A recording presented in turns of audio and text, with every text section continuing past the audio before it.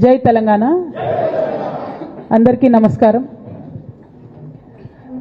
చాలా రోజుల తర్వాత మళ్ళా మీడియా మిత్రులందరినీ చూడడం చాలా సంతోషంగా ఉంది. మీ ద్వారా ప్రజలకు ఈ 15 రోజులు లేనటువంటి అంశాల్లో కొన్ని అంశాలు మాట్లాడదామని ఈరోజు మీడియా సమావేశం ఏర్పాటు చేయడం జరిగింది. ప్రధానంగా మీరు చూసినట్టయితే ఇప్పుడున్నటువంటి కాంగ్రెస్ ప్రభుత్వం అనుక్షణం కేసీఆర్ గారు జపం చేయడం, అనుక్షణం కేసీఆర్ గారి పరిపాలన బాగాలేదని చెప్పడం తప్పితే మరి వాళ్ళు ప్రజలకు ఏం చేస్తున్నారని మాత్రం ఇప్పటికి కూడా చెప్పడం లేదు. అన్ని రకాలుగా ప్రజల్ని ఫెయిల్ చేసి నిన్న మొన్న వరదలు వస్తే కూడా కనీసం ప్రభుత్వం ఆదుకోలేనటువంటి దయనీయమైనటువంటి పరిస్థితిలో ఉన్నది. అంతేకాదు మేమందరం ఎంపీలుగా పనిచేసినటువంటి అనుభవం ఉంది. కేసీఆర్ గారు అయితే యూరియా కోసం మమ్మల్ని 6 నెలల ముందు నుండి చేజ్ చేసేవాళ్ళు. మీరందరూ వెళ్ళండి, తీసుకురండి, మంత్రుల్ని కలవండి, యూరియా ముందే తెచ్చుకుందాం, స్టాక్ పెట్టుకుందాం అని చెప్పి.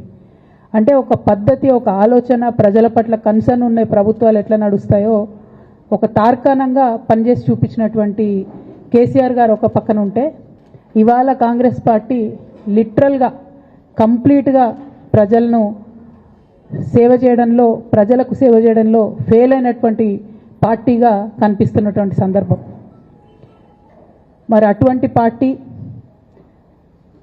కేసీఆర్ గారు తరతరాలకు తరగని ఆస్తిగా కట్టినటువంటి కాళేశ్వరం ప్రాజెక్టును మరి బద్నాం చేస్తూ, అందులో ఒక చిన్న పార్ట్ మేడిగడ్డ అనేటటువంటిది, మహాసముద్రం లాంటి కాళేశ్వరం ప్రాజెక్టులో మేడిగడ్డ అనేది ఒక చిన్న పార్ట్. ఆ చిన్న పార్టులో ఒక 3 పిల్లర్లు కుంగిపోతే 2.5 ఏండ్ల నుంచి అదే లొలి పెడుతున్నారు. కాళేశ్వరం మొత్తం కూలిపోయింది, కాళేశ్వరం మొత్తం కూలిపోయిందని మాట్లాడుతున్న సందర్భం. ఇక దానికి నిన్న పరాకాష్ఠకు చేరుకున్నది అసెంబ్లీ వేదికగా అనేక మాటలు కేసీఆర్ గారిని అనడం. నేను కేసీఆర్ గారి కూతురుగా, కేసీఆర్ గారిని దగ్గర నుండి చూసినటువంటి వ్యక్తిగా చెప్తున్నాను. ఫస్ట్ టైము ప్రభుత్వంలోకి రాగానే, అధికారంలోకి రాగానే ఒక 6-7 నెలలు అయితే కేసీఆర్ గారు తన ఆఫీస్ రూమ్లో ఒక టేబుల్ మీద ఒక వాల్ అంతా కూడా పెద్ద టీవీ స్క్రీన్ ఉంటే 6-7 నెలలు కంప్లీట్గా రీసెర్చ్లోనే ఉన్నారు. ఎట్లా నీళ్లు తీసుకురావాలి తెలంగాణకు, ఏం చేయాలి మనం అనేటటువంటి రీసెర్చ్లు ఉన్నారు. అటువంటి వ్యక్తి మీద ఇట్లాంటి నిందలేయడం అన్నది నిజంగా దారుణం. కేసీఆర్ గారికి తిండి ధ్యాస ఉండదు, డబ్బు ధ్యాస ఉండదు, ఉండేది ఒకటే, కేవలం తెలంగాణ ధ్యాస.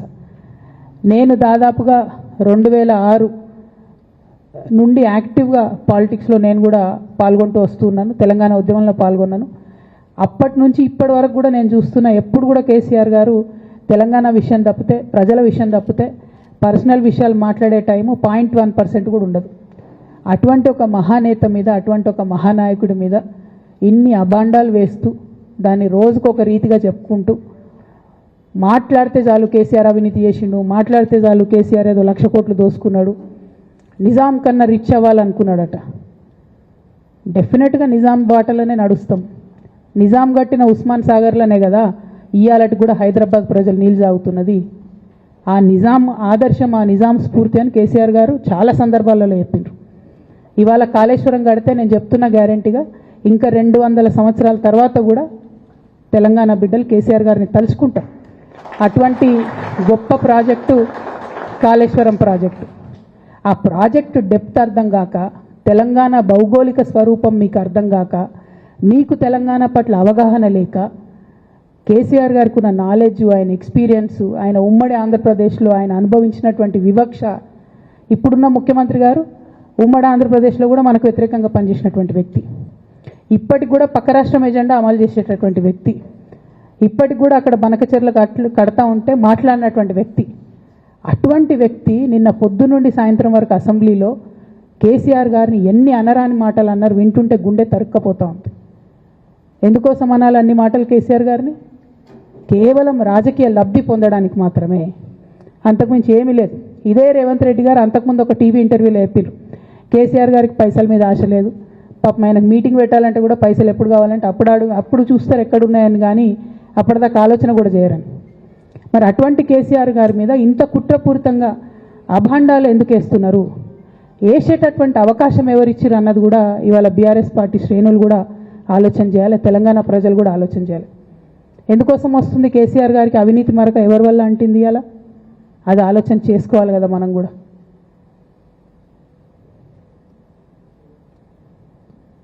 కొంతమంది కేసీఆర్ గారి పక్కన ఉన్నటువంటి వాళ్ళు కేసీఆర్ గారి పేరు చెప్పుకొని అనేక రకాలుగా లబ్ధి పొంది వారు చేసినటువంటి అనేక చెత్త పనుల వల్ల ఇవాళ కేసీఆర్ గారి పేరు బద్నామయ్యే పరిస్థితి వచ్చింది. అయినా మళ్ళీ వాళ్ళనే మోస్తాం, అయినా మళ్ళీ వాళ్ళనే ముందుకు తీసుకెళ్తామని అనుకుంటే పార్టీ ఎట్లా ముందటికి పోతుంది? ఒక బిడ్డగా నిజంగా నేను బాధపడతా ఉన్నా. ఇవాళ 5 సంవత్సరాలు ఇరిగేషన్ మంత్రిగా చేసినటువంటి హరీష్ రావు గారిది మేజర్ పాత్ర లేదా దీంట్లో? అందుకే కదా కేసీఆర్ గారు వారిని సెకండ్ టర్మ్లో తప్పించిండ్రు. ఈ మొత్తం కాళేశ్వరం ఎపిసోడ్లో కేసీఆర్ గారికి మరక అంటిందంటే 2-3 వ్యక్తులు కారణం. మాజీ రాజ్యసభ సభ్యుడు ఒకలైతే, హరీష్ రావు గారు ఒకలైతే, మేఘా కృష్ణారెడ్డి గారు ఇంకోడు, మేఘానో బోగానో ఏదో. ఈ పెద్ద పెద్ద కాంట్రాక్టర్లు అందరితో కుమ్మక్కై కేసీఆర్ గారు ప్రజల కోసం ఆలోచన చేస్తే, నీళ్ళ కోసం ఆలోచన చేస్తే, వీళ్ళు సొంత వనరుల కోసం, డెవలప్మెంట్ కోసం, ఆస్తులు పెంచుకోవడం కోసం ఆలోచన చేసి ఇవాళ మీ వల్ల రేవంత్ రెడ్డి లాంటి వ్యక్తి, తెలంగాణ ఉద్యమానికి సంబంధం లేని వ్యక్తి, కేసీఆర్ గారి కాలి గోటికి సరిపోని వ్యక్తి, ఆయన నిలబడి కేసీఆర్ గారిని చేయెత్తి చూపించి కేసీఆర్ గారి మీద సిబిఐ ఇవాళ నేను వేస్తా అని చెప్తున్నాడంటే కారణం ఎవరు దీనికి? నేను భరించిన ఇదే హరీష్ రావు గారు, ఇదే సంతోష్ రావు గారు అనేక కుట్రలు చేసినా కూడా భరించిన. నా మీద ఓపెన్గా మీడియా మిత్రులందరితో రకరకాల మాటలు చెప్తే కూడా నేను భరించిన. నా పర్సనల్ అటాక్కి నేను ఎప్పుడు కూడా వాళ్ళను ఇంతవరకు పేరు పెట్టి పిలవలేదు, మాట్లాడలేదు. ఫస్ట్ టైం చెప్తున్నా నేను. ఎందుకోసం చెప్తున్నా? కేసీఆర్ గారికి ఈ వయసులో సిబిఐ ఎంక్వైరీ ఏందండి? ఎందుకోసం ఆ కర్మ పట్టింది? ఎందుకు భరించాలి? ఇటువంటి వాళ్ళని చూస్తూ ఎందుకోసం ప్రొటెక్ట్ చేసుకోవాలి? బీఆర్ఎస్ పార్టీ తమ్ముల కోపం రావచ్చు, కానీ వాస్తవాలు చేదుగున్నా అప్పుడప్పుడు మాట్లాడుకుంటేనే, మందు తీసుకుంటేనే ఆరోగ్యం మంచిగా అవుతుంది. ఇట్లా చెప్పుకుంటూ పోతే చాలా చాలా అంశాలు ఉన్నాయి. వాటన్నిటి జోలికి నేను పోదలుచుకోలేదు. కానీ కేసీఆర్ గారు హిమాలయ పర్వతం అంత ఎత్తు లాంటి పర్సనాలిటీ ఆయనది. ఆయనను చేయబెట్టి చూపించి అవినీతి అని అంటే నిజంగా చాలా బాధ అవుతూ ఉన్నది. ఎందుకంటే నా పెళ్ళప్పుడు నా పెళ్ళి చేయడానికి కూడా ఇబ్బంది పడ్డటువంటి వ్యక్తి ఆయన. రాజకీయాలలో 40-50 ఏళ్ళు ఉంటే కూడా ఆస్తులు సంపాదించుకోలే కేసీఆర్ గారు. అనేక మంది అలా మాట్లాడుతుంటారు, చాలా మాటలు మాట్లాడుతుంటారు. కానీ నాకు తెలుసు, నేను దగ్గరుండి ఆర్థిక పరిస్థితి చూసిన కాబట్టి ఎన్నడూ ఆయనకు ఆశ లేదు. అటువంటి మనిషిని పట్టుకొని సిబిఐ ఎంక్వైరీ ఇస్తాం, ఇదేస్తాం, అదేస్తాం. ఎవరు కారణం దీనికి అంతటికి? ఈ చేతగాని కాంగ్రెస్ ప్రభుత్వం మీ ఏసీబీ వాళ్ళు పోయి కాళేశ్వరంలో పనిచేసిన 3 ఇంజనీర్లను పట్టుకుంటే ఒక్కొక్క ఇంజనీర్ దగ్గర 100 కోట్ల ఆస్తులు వెళ్తే మీకు ఎందుకు ఎంక్వైరీ చేసే దమ్ము లేదు? వాళ్ళు వెనకాల ఎవరు ఉన్నారో ఎందుకు ఎంక్వైరీ చేస్తలేరు? ఖచ్చితంగా నేను ఇవాళ చెప్తా ఉన్నా, హరీష్ రావు గారు వెనక, సంతోష్ రావు గారు వెనక రేవంత్ రెడ్డి గారు ఉన్నారు. వాళ్ళని ఖచ్చితంగా కాపాడతారు అన్ని విషయాలను. వాళ్ళని ఏమనరు, వాళ్ళ గురించి ఏం మాట్లాడరు. బాణం ఎంతసేపు కేసీఆర్ గారి మీద ఉంటుంది. కేసీఆర్ గారిని మాట్లాడాలి, కేసీఆర్ గారిని బదనాం చేయాలి. కానీ దగ్గరుండి ఈ అవినీతి అనకొండలు బీఆర్ఎస్ పార్టీని ఏదైతే డిస్టర్బ్ చేసిండ్రో వాళ్ళని మాత్రం ఏమనరు. ఈ ఇంటర్నల్ అండర్స్టాండింగ్ అనేది ఎక్స్పోజ్ కావాలి. రేపటి నుంచి నేను ఛాలెంజ్ చేసి చెప్తున్నా కదా, రేపటి నుంచి ఏం మాట్లాడతారు తెలుసా? ఈ మొత్తం బ్యాచ్లన్నిటికీ సోషల్ మీడియా బ్యాచ్లు ఉన్నాయి.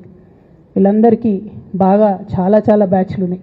వాళ్ళంతా రేపటి నుంచి ఏమంటారు? నన్ను ఒకళ్ళు బీజేపీ ఆపరేట్ చేస్తుందంటారు, ఒకళ్ళు కాంగ్రెస్ ఆపరేట్ చేస్తుందంటారు, ఒకళ్ళు రేవంత్ రెడ్డి చెప్తే మాట్లాడుతుందంటారు, ఇంకోళ్ళు బండి సంజయ్ చెప్తే మాట్లాడుతుందంటారు. ఖబర్దార్ బిడ్డ, నేను ఎవరు చెప్తే ఆడేటటువంటి తోలుబొమ్మని కాదు. నాది నాది నాది నాది కేసీఆర్ బ్లడ్, నాది తెలంగాణ బ్లడ్. ఇండిపెండెంట్గా నేను అనుకున్న విషయాన్ని చెప్తున్నాను. దానికి పొలిటికల్గా ఇబ్బంది అయినా, కష్టమైనా, నష్టమైనా నేనే భరిస్తా. కానీ దేవుళ్ళ లాంటి మా నాన్నను ఇవాళ సిబిఐ ఎంక్వైరీ చేసిండ్రంటే కడుపు రగులుకపోతా ఉంది ఒక బిడ్డగా. అందుకే చెప్తున్నా, ఇన్ని రోజులు చెప్పలే. ఆ మధ్యలో పోయినసారి నా కొడుకు గ్రాడ్యుయేట్ అయినప్పుడు వచ్చినప్పుడు నేను మా నాన్నకు రాసుకున్న లెటర్ లీక్ చేస్తే కూడా ఆ 70, 80, 90 రోజుల నాకు నరకం చూపిస్తున్నారు. ప్రతిరోజు సోషల్ మీడియాలో ఇష్టం వచ్చినట్టు రాపిస్తున్నారు. ఎప్పుడు వీళ్ళ పేర్లు తీసుకోలే, ఇష్టం వచ్చినట్టు ప్రెస్ వాళ్ళకు మాట్లాడుతూ చాలా విషయాలు చెప్తున్నారు. ఎప్పుడు వాళ్ళ పేర్లు తీసుకోలే. ఇలా తీసుకుంటున్నా, ఎందుకంటే విషయం నాది కాదు, ఇది తెలంగాణ పరువు ప్రతిష్టకు సంబంధించిన విషయం. ఇలా దేశంలో ఏ మూలకు పోయినా ఎక్కడికి పోయినా కేసీఆర్ అంటే ఒక మహానాయకుడు, త్యాగం చేసిన నాయకుడు అని చెప్పి మాట్లాడతారు.